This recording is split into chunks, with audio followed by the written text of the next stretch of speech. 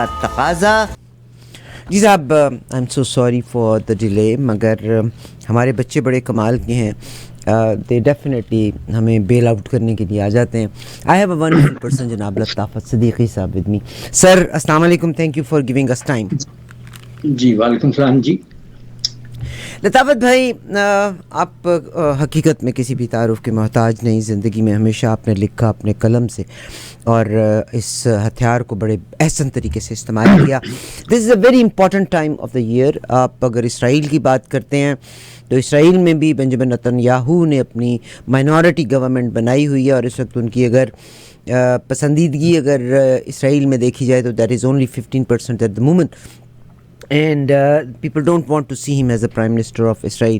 اگر آپ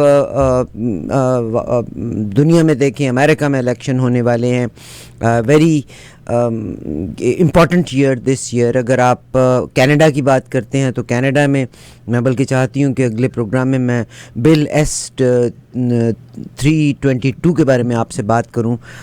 یہاں بھی الیکشن آنے کے ہیں اور پھر شاید مائنورٹی گورنمنٹ بنے. کہیں بھی میجورٹی گورنمنٹ آ نہیں رہی. انگلینڈ کی اگر آپ بات دیکھیں تو چند سالوں کے بیچ میں بے شمار الیکشن ہوئے ہیں اور کوئی خاص فروٹفل رزلٹس نہیں ملے. اگر میں پاکستان آتی ہوں تو اس سے پاکستان میں پچھلے 2 سال سے الیکشن سن رہے ہیں. حالانکہ میں بہت نالائق سا انسان ہوں، مگر میں نے کہا تھا وہاں الیکشن نہیں ہوں گے، نہیں ہوئے 2023 میں. اور اب جب الیکشن ہے اس کے حوالے سے آپ کا آرٹیکل جب میرے نظر سے گزرا تو آئی تھاٹ کہ یو آر اے ویری یعنی appropriate person to talk to. India میں الیکشن کا دورہ ہے، بنگلہ دیش کے الیکشن اپنے ریزلٹس کو پہنچے اور ایک دفعہ پھر سے وہاں کی جو پرائم منسٹر ہیں وہ ایک دفعہ پھر سے حسینہ واجد جو ہیں وہ پھر ایک بار پرائم منسٹر بن گئی. تو مجھے آپ بتائیے کہ آپ کا جو آرٹیکل تھا، important leaders of almost all political parties have rejected with the one voice. پاکستان میں الیکشن کا جو سینٹ میں اور خبر یہ آئی تھی بڑی اکثریت کے ساتھ، یعنی آپ دیکھیے اتنے سینیٹر ہیں، 12 سینیٹرز نے بل پاس کرا دیا. یعنی باقی سارے سینیٹر کہاں تھے؟ سوئے ہوئے تھے. 3 سینیٹرز تھے جنہوں نے ریفیوز کیا، جس میں ایک پیپلز پارٹی کا، ایک مسلم لیگ کا اور ایک تحریک انصاف کا. تو 12 سینیٹرز پہ کیا پریشر تھا کہ انہوں نے کہا ہے کہ ملک میں ویدر اچھا نہیں ہے اور الیکشن ملتوی ہوں. آپ نے اس کے بارے میں لکھا اور اس کے بعد آپ کی اس لیڈ کو، اس لائن کو پک کیا کلید المائنہ صاحب نے. کچھ فرمائیں گے اس کے بارے میں؟ جی ہاں، بات یہ ہوئی تھی کہ میں نے یہ اپنی فیس بک پہ ایک لکھا تھا کہ آپ کو جیسے کہ معلوم ہے کہ ورلڈ کپ ہوا تھا اور پھر ابھی پاکستان اور آسٹریلیا کی ٹیسٹ سیریز ہوئی تھی، تو میں نے مسلسل یہاں بیٹھ کے ہر روز اس پہ کمنٹریز لکھی، اس کے نتائج آپ کو دیے، اپنے فیس بک کے فرینڈس کو بتایا. تو اس میں بہت سارے کوشچن آنسر اور پھر جو ہے اپنا اپنا خیال لوگ ظاہر کر رہے تھے.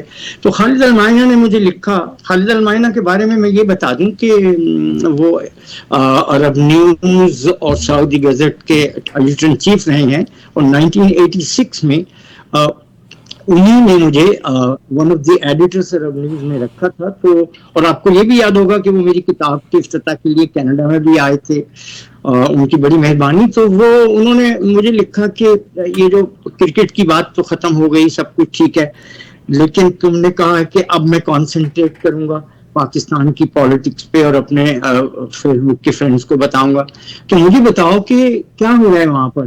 وہاں پر انہوں نے ایک ایسے ہی نام لیا کہ یوسف پہلوان نے کہا ہے کہ یہ کہا ہے اور وہ کہا ہے کہ الیکشن ہوں گے کہ نہیں ہوں گے، اور اس کا وہ پاکستانی ہے، وہ یہ کہتا ہے کہ وہاں تو جو ہے وہ سرکس بگن ہوگا، سرکس شروع ہونے والا ہے. تو میں نے ان کو کہا کہ وہ غلط کہہ رہا ہے، سرکس تو آلریڈی شروع ہو چکا ہے.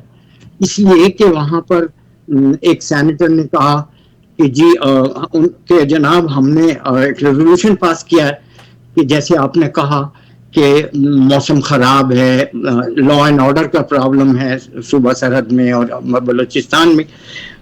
تو اس کے بارے میں میں صرف یہی کہہ سکتا تھا کہ انہوں نے تو کہا کہ 14 لوگ تھے اور وہ انہوں نے ایک ریزولوشن پاس کر لیا، تو اس کی کوئی اہمیت نہیں ہے. اس کی وجہ یہ ہوتی ہے کہ یہ تو بالکل ایسے ہی ہے کہ کوئی آدمی یہ کہہ دے، پشاور کا سینیٹر کہ پاکستان میں تو عید نظر نہیں آئی، چاند نظر نہیں آیا، عید نہیں ہوئی.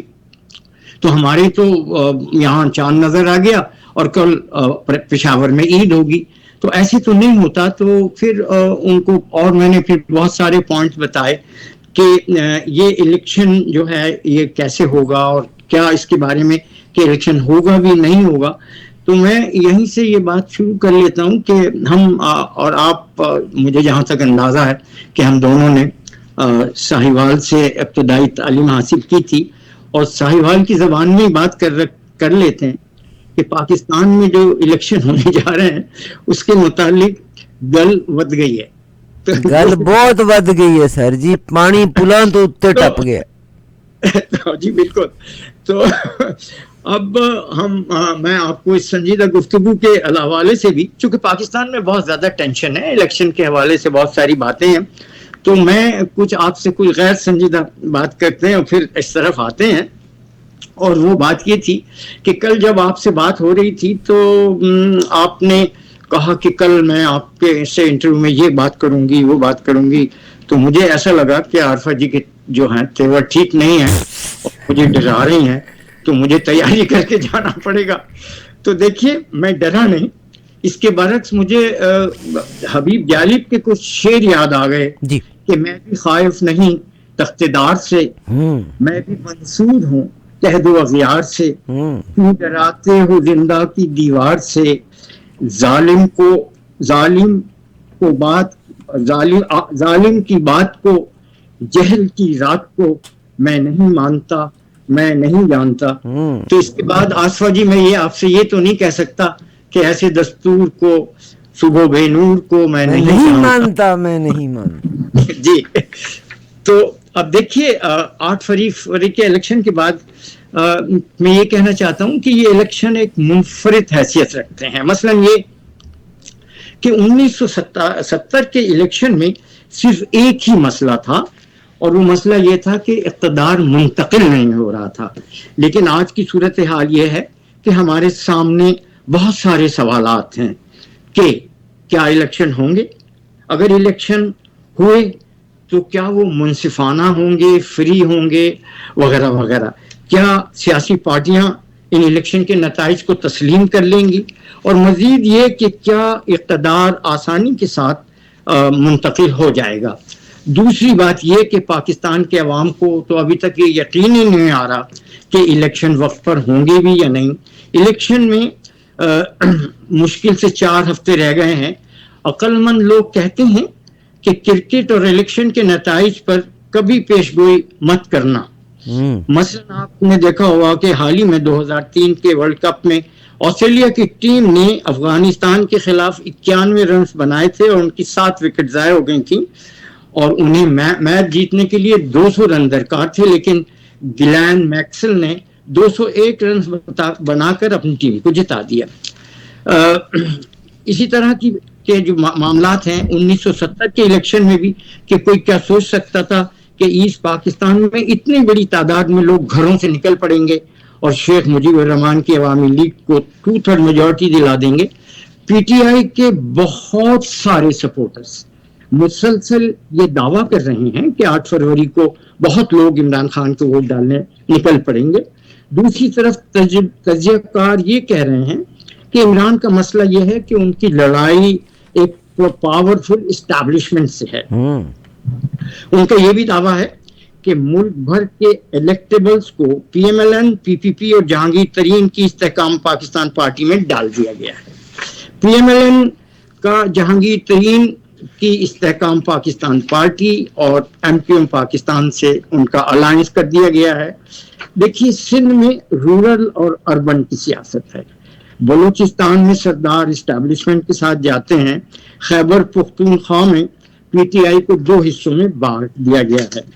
تجزیہ کار یہ بھی کہتے ہیں کہ جنوبی پنجاب میں استحکام پارٹی اور پی پی آئی کا پلہ بھاری رہے گا. ان کا یہ بھی کہنا ہے کہ سینٹرل پنجاب میں مقابلہ بہت سخت ہوگا. ان تمام باتوں کے باوجود عارفہ جی 8 فروری کے الیکشن ہوئے تو اس کے نتائج کچھ بھی ہو سکتے ہیں.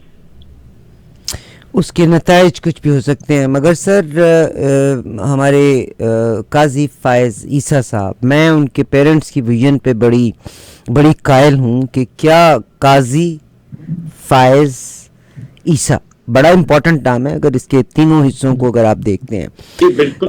قاضی فائز عیسیٰ صاحب جب آتے ہیں تو انہوں نے سب سے پہلی بات جو کی کہ اوپن جو ڈسکشن کورٹ کی ہے, اور ہر انسان دیکھ رہا ہے اس وقت کہ وہاں جو ججوں کے اور وکیلوں کے درمیان جو جملہ بازی ہو رہی ہے اس میں بائسنس نظر آتی ہے, یعنی طرفداری کا عنصر بڑا نمایاں نظر آتا ہے. اور آج کی ایک خبر بھی ہے جس کو میں آپ کے ساتھ شیئر کرنا چاہتی ہوں. جناب میاں نواز شریف صاحب جو ہیں ان کے تمام کیسز جو ہیں ان کو دھو دیا گیا ہے. اب آپ مجھے بتائیے گا کہ do you think Peoples Party اور زرداری صاحب کی پالیٹکس بڑی سالڈ پالیٹکس ہے, do you think he is gonna accept these, اور پاکستان ایک طرف قرضہ مانگ رہا ہے, ملک کے پاس پیسہ نہیں ہے, الیکشن پہ اتنا پیسہ خرچ ہوگا, اور اگر پارٹیز نے اس کو قبول نہ کیا تو 6 مہینے کے بعد کیا پاکستان دوبارہ متحمل ہو سکا, یا ہم ایمرجنسی کی طرف جائیں گے یا مارشل لاء کی طرف جائیں گے. اوپر سے IMF ہمارے سر کے اوپر ہے, مارشل لاء ہم لگا نہیں سکتے, ہمارا گزر بسر کیسے ہوگی؟ دیکھیے آپ کا سوال جو ہے آخر میں جو آپ نے بات کی پہلے وہاں سے شروع کر لیتے ہیں کہ ہماری معیشت جو ہے بہت خراب ہے اور ہمیں قرضے لینے پڑیں گے. تو قرضے لینے پڑنے کا مطلب یہ تھوڑی عرفت جی کہ آپ خود لے لیں گے, قرضے دینے والوں کی بھی تو کچھ شرطیں ہوں گی. مثال کے طور پر میں آپ کو اس کی مثال اس طرح سے دیتا ہوں کہ دیکھیے کل الیکشن ہوئے ہیں ڈھاکہ میں, اور وہاں پر حسینہ واجد کو وہاں پر اپوزیشن نے بائیکاٹ کیا, اور اس کے بعد یہ ہوا کہ انہوں کے جناب الیکشن آ گئے, اور الیکشن میں آنے کے بعد رزلٹ آ گئے اور انہوں نے کہا کہ حسینہ واجد 5ویں دفعہ جیت رہی ہیں.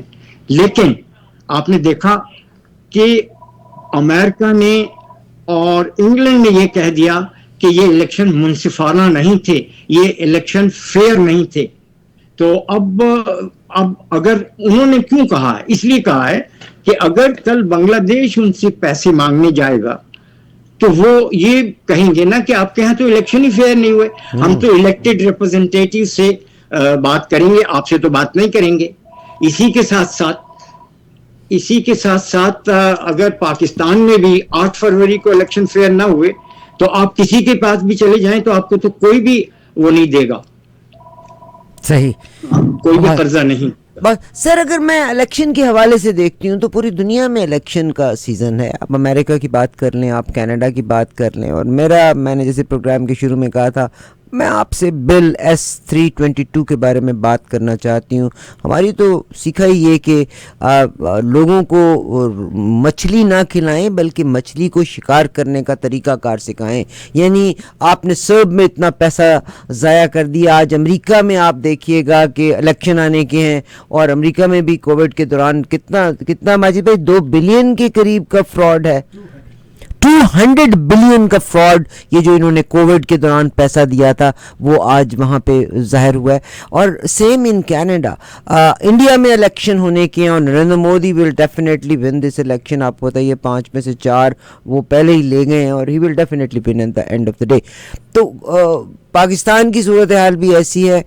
تو واٹ ڈو یو سجیسٹ کہ یہ دنیا میں جو الیکشن ون کرنے کے لیے جو طریقہ کار استعمال کو کیا جا رہا ہے, ڈو یو تھنک کہ یہ ان کنٹریز کے لیے کوئی پائیدار ہوں گے, یا what will our country gain out of it? دیکھیے آپ نے جو انڈیا میں بات کی ہے کہ الیکشن ہونے والے ہیں اور وہاں وہ مودی جیت جائیں گے, تو مجھے تھوڑا سا اختلاف کرنے دیں کہ جیسے میں نے شروع میں کہا کہ الیکشن پہ پریڈکشن نہ کریں, کچھ پتا نہیں کہ وہاں کیا ہوگا. لیکن حوالے سے یہ بات ضرور کہنا چاہوں گا کہ دیکھیے ہمیں ان چیزوں کو بھی سمجھنا چاہیے کہ رشیا نے یوکرین پہ حملہ کیا ہوا ہے, وہاں جنگ جاری ہے, اور وہاں پر اقوام متحدہ کی اور سب کی کوششوں کے باوجود بھی وہ جو ہے وہاں لڑائی جاری ہو رہی ہے, لگے ہوئے جانے جا رہی ہیں وغیرہ وغیرہ. ابھی وہاں آگ بجھی بھی نہیں تھی کہ آپ نے دیکھا کہ اسرائیل اور فلسطین کی جس طرح کی جنگ ہوئی اور وہاں جس طرح کی جانیں گئی ہیں, اس میں آپ نے ضرور دیکھا ہوگا کہ یہ اس کی مثال تو دنیا کی تاریخ میں ملتی نہیں ہے. اور اب لوگ یہ بھی کہہ رہے ہیں. اچھا پھر اس کے فوراً بعد جب ابھی لڑائی وہاں بھی جاری ہے تو ایران میں بامبنگ ہو گئی اور 100 آدمی مار دیے. کوئی بھی نہیں بتا رہا کہ وہاں بامبنگ کیوں ہوئی ہے.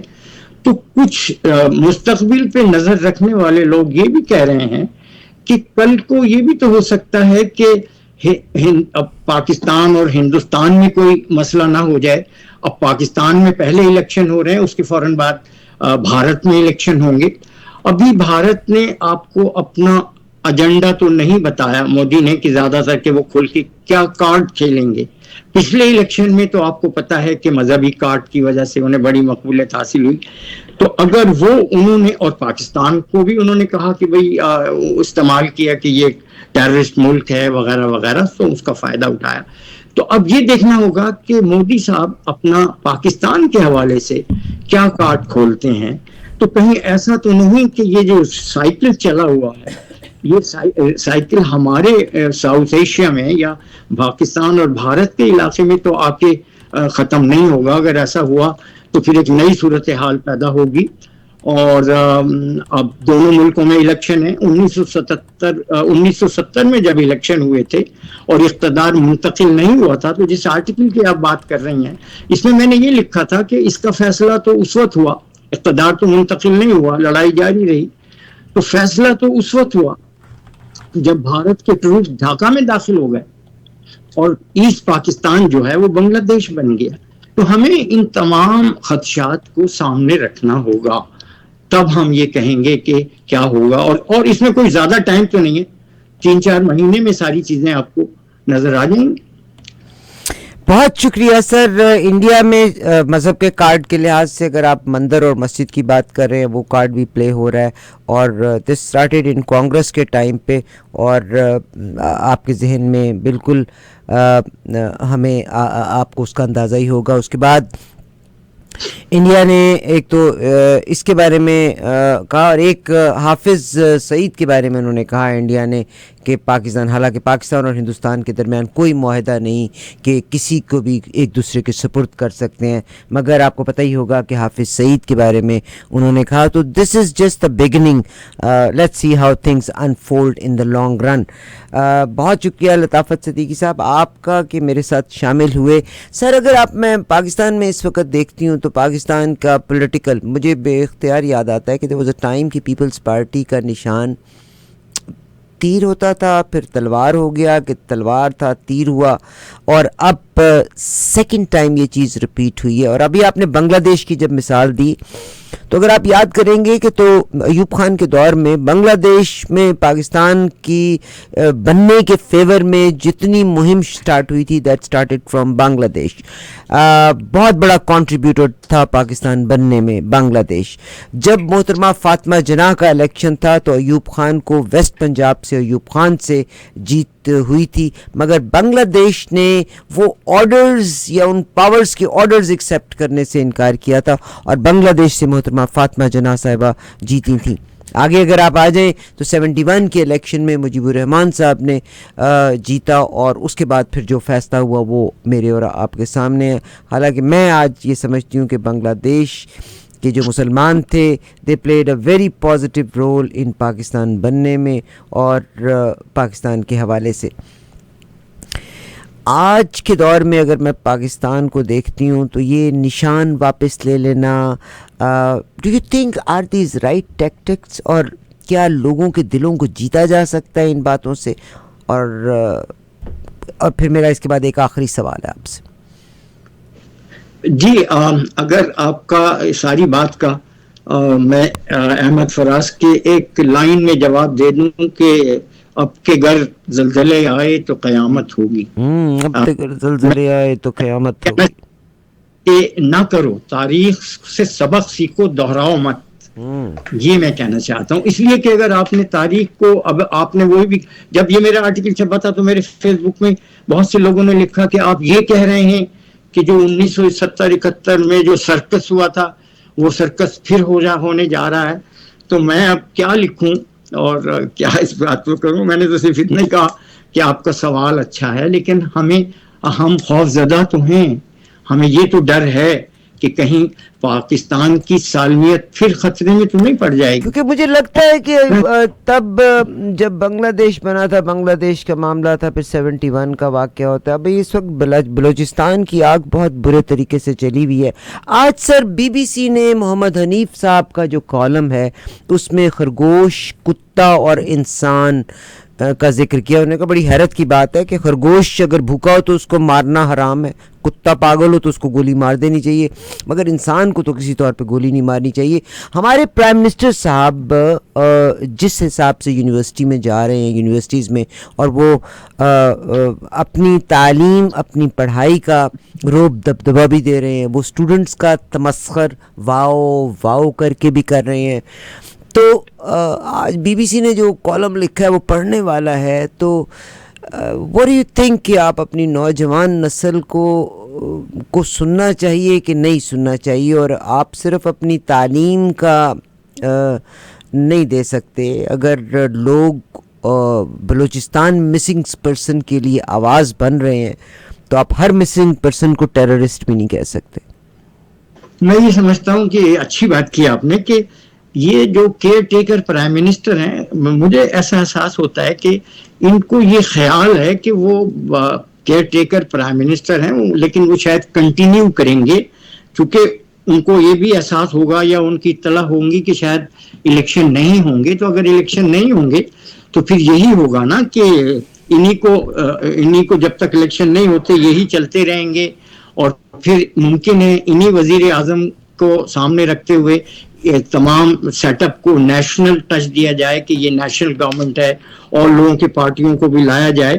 اور وزیر اعظم صاحب جو موجودہ کاکڑ صاحب ہیں، ان کو وہ یہ سوچنا چاہیے کہ آج آپ وزیر اعظم ہیں، کل کو جانا تو آپ کو بلوچستان ہی میں ہے. تو پھر آپ سوچ سمجھ کی بات کریں. اگر آپ کو اسلام آباد میں بھی رہنا ہے تو الٹیمیٹلی تو آپ کو بلوچستان جانا پڑے گا، کوئٹہ میں جانا پڑے گا. سر بہت شکریہ. وہاں کے اوپر آپ بغیر سوچے سمجھے مسنگ پرسنز پر جو بیان دیے ہیں، میرے حساب سے کریں آپ، وہ بڑے خراب ہیں. ان کو سوچ سمجھ کے اور ذمہ داری کے ساتھ بات کرنی چاہیے. میرے لیے محترم ہے، میرے ملک کے وزیر اعظم، ہم سب کے لیے محترم ہے سر، ہم سب کے لیے وہ محترم ہے. مگر آپ اپنے اگر وڈیرا اور اشرافیہ اور جاگیردار اگر غریب آدمی کو سنب کرنے کے لیے یہ حربہ استعمال کرے تو two wrongs doesn't make one right. جناب لطافت صاحب، میں آج کے پروگرام میں یہ دس از دا تھرڈ ٹائم جس کو میں شیئر کرنے لگی ہوں. میں اپنے ہر بھائی بہن کو کہہ رہی ہوں، آپ گوگل کیجئے گا The role of Muslims in the fall of Ottoman Empire, and you know what you will see is the ulama or the Islamic scholars and the religious leaders played a significant role in the decline of Ottoman Empire. Their influence extended to the various aspects of the empire, including politics, law and social. آپ نے اپنی ایک state کو تباہ کر دیا تھا، ختم کر دیا تھا. کس کی غرض پہ؟ بادشاہت پہ. اگر والی مکہ کا ذکر کرتی ہوں تو اس کے 4 بیٹوں کو 4 سلطنتیں دی جانی تھی، 2 کو مل سکی تھی، مگر اگلے دن والی شریف آف مکہ کو بچانے کے لیے بھی کوئی بھی نہیں آیا تھا. پھر اس کے بعد سعودز آ گئے تھے. نہیں، آپ صحیح کہہ رہی ہیں بالکل.